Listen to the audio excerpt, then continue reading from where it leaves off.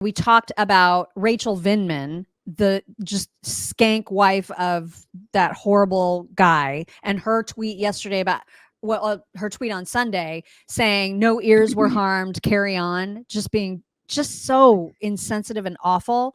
And she got a lot of backlash and then put out a 3-tweet diatribe to not apologize, because I've looked through these 3 paragraphs over and over and over again and cannot find the words "I'm sorry" anywhere in them. But she basically said that she'd been flippant, that political violence is a serious issue, that we should change the tenor. The second one especially, I've sat awake many nights wondering who might be outside. I'm really concerned about myself. Right. I'm concerned about me. Me. God, these people are insufferable. I mean, the closest she could come to accountability was to say, with social media, it's easy to say the wrong thing and then walk away. But if words matter for some, they should matter for all. I don't always get it right the first time.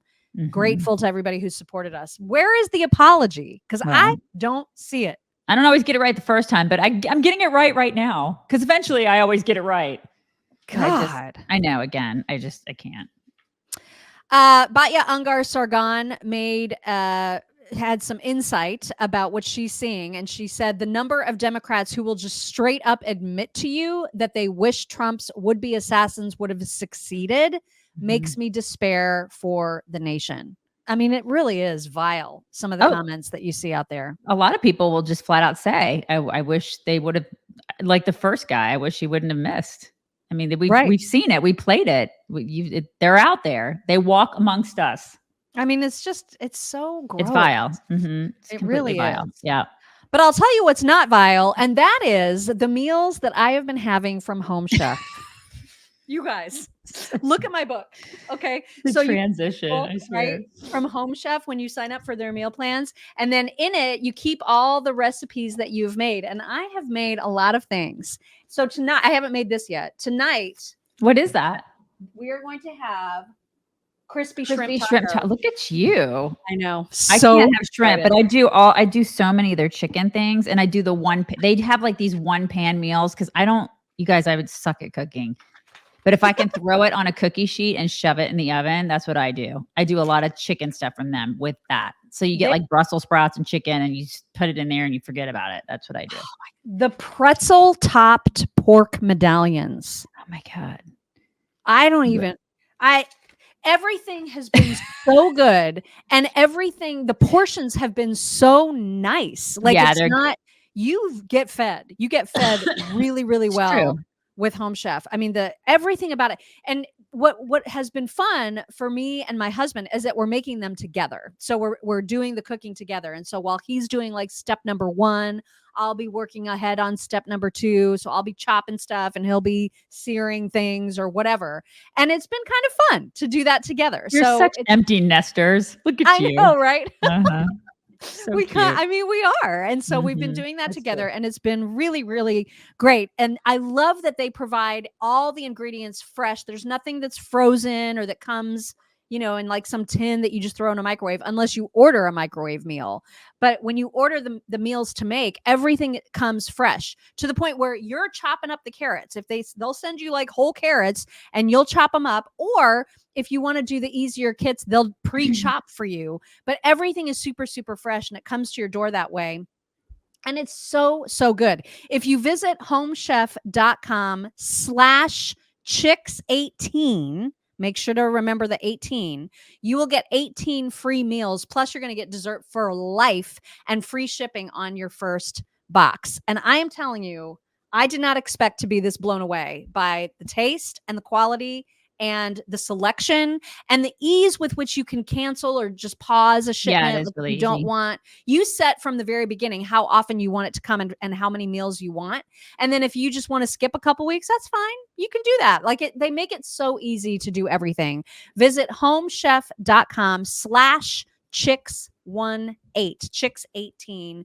Do it and you're going to be blown away by the deliciousness. It is really good. Really, really good. Also, within hours of Trump's life being attempted on for a second time, Hakeem Jeffries tweeted out, "Extreme MAGA Republicans are the party of a national abortion ban and Trump's Project 2025. We must stop them." Jackie Heinrich says it was an hour after that second assassination attempt. An hour. Yeah. I mean, this is the thing. So that's lowering the temperature. Oh my God. Again. And people, listen, you can't be shocked when lunatics are like, we need to stop them, when they're saying we need to stop them. Like these people.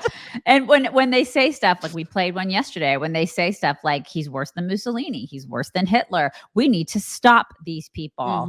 They're a threat to democracy. They're a threat to I mean, how many times have you heard that they're a threat to democracy over and over and over again, when that's not the truth? And so they're going to be lunatics that are going to do this, as we've seen. I don't know what more proof we need. I have so many questions about this guy. Like, I'd save them because we have a lot that we may answer. But yeah, there's still. Oh, I'm sure they won't answer still questions. Yeah, I have like so many questions. I loved Greg Price's take. He said, because again, Jonathan Chait tweeted, "Donald Trump is a threat to democracy, and saying so is not incitement." He wrote a whole piece about it in The Intelligencer.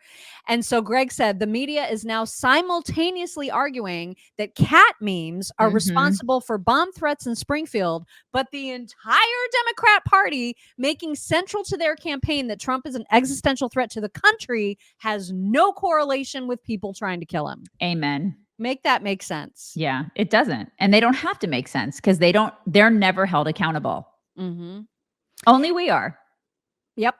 And Trump also put out like a 4-pager statement on True Social with a list of receipts, basically all the quotes and all of the people who said them, along with the links to the videos of them saying all the things, which I thought was fantastic. This was over 50 so fantastic quotes of people on the left basically saying, we got to take out this guy. Yeah, he's a threat.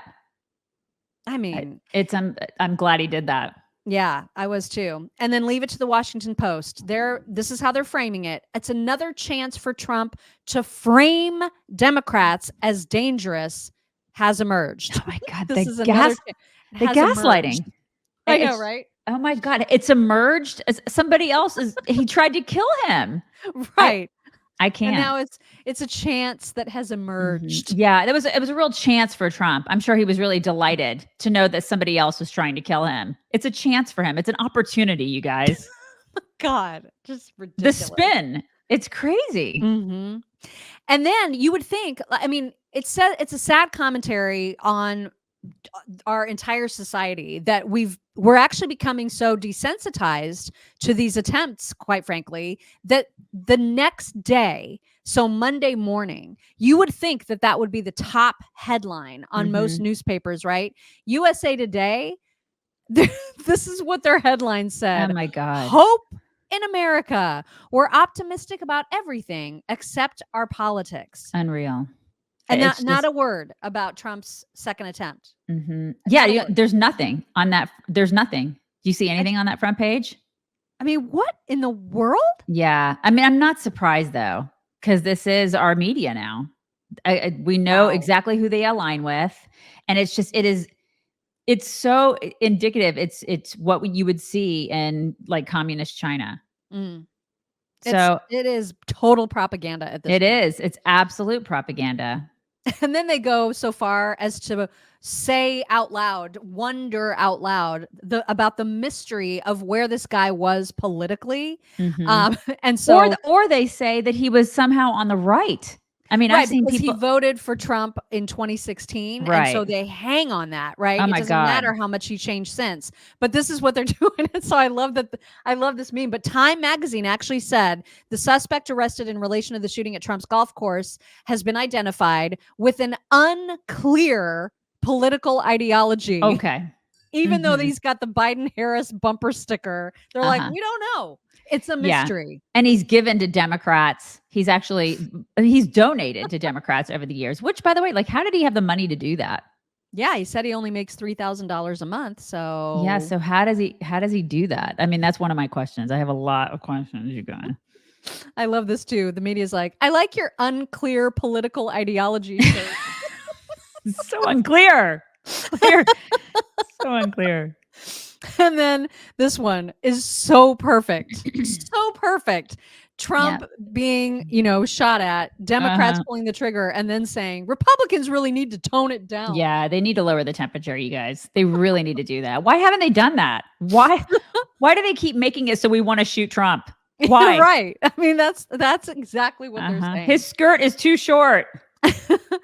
Yesterday, someone posted a side-by-side of the shooter alongside E. Jean Carroll, pointing out the similarities. And you guys, oh my God, they're not off. But I, as you know, like to find combinations of people. And I've figured out who he is. It is Gary Busey and E. Jean Carroll smushed together. They had a baby, and it's him. And that's what you get, man. And then he dyed half of his hair blue. Did you see that? Or silver or something. It was so weird. It was like a bluish gray. Yeah, it was bad. It was really bad. But tell me I'm right. No, you're totally right. Yeah. Yeah. Yeah. It is uncanny. And then we have a joke, even though it's not Wednesday. Trump says, knock, knock. Kamala says, who's there? Who's there? Trump says, Owen. Kamala says, Owen who? And he says, Owen 2. It's so fantastic. It really is. But listen, in all seriousness though, I feel like this is going to happen again. Oh yeah, without question. In fact, I've got a clip from Dan Bongino saying as much, and it's a worry. You guys, I'm really worried about him because the Secret Service sucks. I'm just going to say it. Well, you were like yesterday. You were like, he needs to go live his life. I'm like, hide him. I know. Behind, like, just keep him shielded all the time. Listen, I don't want him to stop doing that. I don't want him to stop doing that at all. But what I want is for people who are actually good at their jobs to protect him. And I know there are people like that out there who are capable of doing it. It's just that they're not in that job. I mean, this is the thing. It's such a, like, I know we shouldn't be surprised. It's a government bureaucracy. And it's like, oh my God, I'm shocked. They can't do it. No one's being held accountable. What? But this is the thing, is that we should have people in charge that are not DEI hires. It just is it's a testimony to what we've done to these agencies. Yeah. It used to not be this way. We used to have people standards. Right.